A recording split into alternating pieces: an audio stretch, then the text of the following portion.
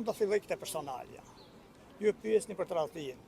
Unë tradhtinë më të madhe, se këto tradhti të tjera janë të vogla të gjitha, unë duhet të përqendrohem te tradhtia ndaj dheu. Unë kur shikoj këtu njerëz që përkrahin kriminal si Alfred Beleri me të gjitha forca dhe nuk mund të flas për asnjë lloj tradhtie tjetër. Të gjitha të tradhtitë të tjera mua më duken të vogla.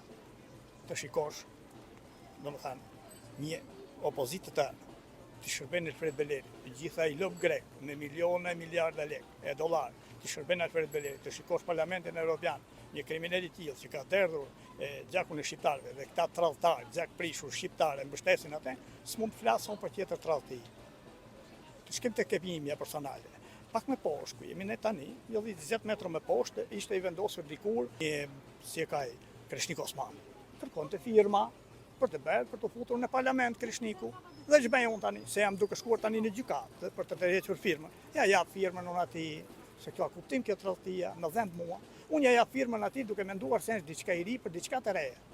Pastaj në një emision tjetër televiziv e dëgjoja Krishnik Osmanin që kishte thirrur Berisha për aleancë me te. Unë po t'ishte puna për t'i dhenë firmën Berishës, shkoja te Berisha, s'kisha nevojë. Do t'i që kishte shkuar ky, kishte pyetur për shumë gjëra, kishte pyetur edhe për Belerin. Prandaj u them që kjo është tradhti e madhe dhe tani jemi duke kaluar një momente të vështira si kom, sepse jemi të tradhtuar nga njerëz të cilët jemi të tradhtuar nga ata që duan të na drejtojnë nesër. Pra kërkojnë mëlçit, i varin në qafë, jo varim ne mëlçit në qafë. E kuptoni se ku jemi. Nuk lidhe me replika që ka pasur kryeministri Edi Rama me Lulzim Bashën, i keni ndjekur në rrjetet sociale? Ajo është shumë më e bukur ajo. Ajo është kapitulli më i bukur. Kush është ai mjeshtër, ai gjeni që e ka mësuar këto Lul Bashës?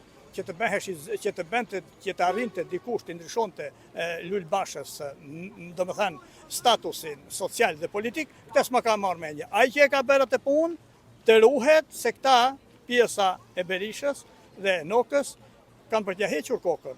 Të ruhet. Po të them, sa ai është gjeni, mos u hap, mos i tregoni kuj. Sa ai që ka bërë e ka hedhur poshtë. Do shikoni është duke vuajtur Partia Demokratike, janë hedhur përpjet. Edhe një patriot i im që ka qenë kandidat për deputet Maringlen Doçi nga fshata, nga Mamurrasi, ishte hedhur përpjet. E kanë marrë vesh, nuk e kanë, ju ka plasur në dorë. Ajo është një lloj mine e habitshme të futesh te batuta dhe te sarkazma. Lul Basha këtë s'ne preu me një as kërkujt. Dikush e ka mësuar, ai është një mentor i madh. Tani hajde gjeje. Ka dalë një qikë edhe i Leverdis Ramës që të dalë pak mbi Ramën, e kuptoni analizën politike, se ata janë strategë që e kanë bërë, janë duke ju përgjigjur një historie të veçantë. Vetëm në atë kapitull opozita nuk është e zonja të bëjë asgjë. Edhe Berisha nuk arrin ta bëjë atë sarkazmën që atë lloj stili që të vesh humorin në punë. Humori, sarkazma është mënyra më e lartë e komunikimit. Nuk ka mënyrë më të përsosur. Imagjino kush ka vajtur, dhe e ka mësuar Lul Bashës, atë nuk e di. Dhe të them unë për këtë Krishnik Osmanin që theti, që tham pak përpara, i jap firmën unë dhe ki shkon për të bërë negociata me këta të tradhtisë, me këta të tjerit atje brenda që janë pro Belerit, dhe i thot Belerin, thotë si është e mundur që ti Belerin e ke aty në lista se donte ta dinte, dhe ai jep një arsye. Ne arsye një jep e Krishnik Osmanit Berisha, por neve arsye Krishnik Osmani, që i kemi dhënë firmën nuk na tregon arsyen, se po dim arsyen, sepse ne jemi duke kërkuar ditë për ditë, dhe ma transmetoni ju dhe mos ma lini këte, jemi duke kërkuar ditë për ditë që me datën 10 prill në Qesarat, në fshatin ku ka lindur Fatmir Shehu të bëjnë një protestë në ora 11 deri në 12, vetëm për punën e peshkepisë dhe të Belerit. Dhe Krishnik Osmani tani na mban të fshehtë se çaj ka thënë Berisha në lidhje me Belerin. Si ka mundësi që është lidhur si mishi me kockën? Tha unë këta e kam private. Private po neve Beleri dhe këta tradhtarët e tjerë që na kanë marrë zvarr, që kanë vrarë njerëz, që kanë terrorizuar, që kanë plagosur. Këta janë çështjet e sigurisë kombëtare. Nuk janë vetëm çështjet e Krishnik Osmanit që unë gabimisht i dhash firmën. Dhe nuk pranova të bëhem kandidat për deputet, do t'ua tregoj, këtu do t'ua nxjerr. Në kërkej kandidat për të më futur në listën si kandidat për deputet Krishnik Osmani, po jo, nuk ja arriti dhe s'ka për t'ja arritur kur. Do kesh foton këtu se do shkruajte Messengeri, do shikoni ju. Spranova të paktën firmën ja dhash gabimisht, po Zoti më shpëtoi, edhe nuk pranova të bëhesha rezil, të bëhesha edhe unë pjesë e tradhtisë. Është e shkutër kjo. Është njëra kjo spaku, hakerimi spakut, është nga brenda, kam folur dhe për privatisht dhe personalisht, po flas edhe publikisht me ju, domethënë, është nga brenda. Në aspektin e jashtëm, si aspekt bruto, si diçka e trashë, është nga opozita, është një nga 77 mënyrat të mosbindjes civile, të mbajni mend. Ndaq mos mbajni mend, po unë po them, është një nga mënyrë, po të shmentet e vetë brenda në spak opozita, si çka edhe opozita. Nga njëra anë është duke përpjekur opozita të realizojë pikën, njëri nga 77 pikat mënyrat e mosbindjes civile, që është ajo duke u munduar nga brenda ta zhbej spakun, dhe këte kanë arritur në kohën kur ishte tërhequr, Obdati ishte larguar nga Shqipëria duke menduar se dolen lirë nga amerikanët, tani janë shtrënguar dhe nxjerrin në qarkullim.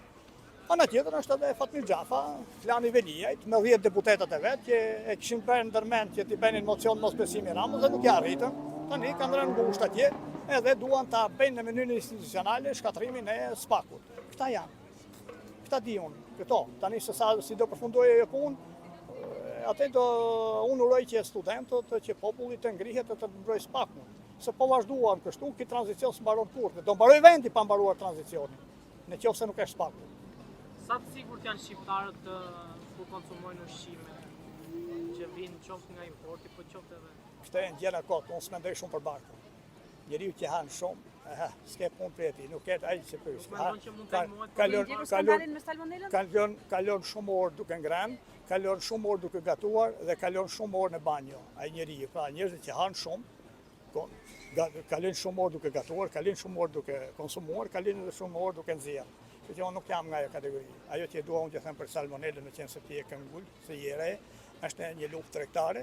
Gjithë mishi i pulës këtu ka salmonel, po kur e shikoj një drejtim që nuk po ecën mishi i viçit ose mishi i qingjit ose peshku ose diçka tjetër, i bien mishit të pulës, bie konsumi i asaj edhe hahet peshku, hahet mishi i viçit, i kecit, i diçka tjetër.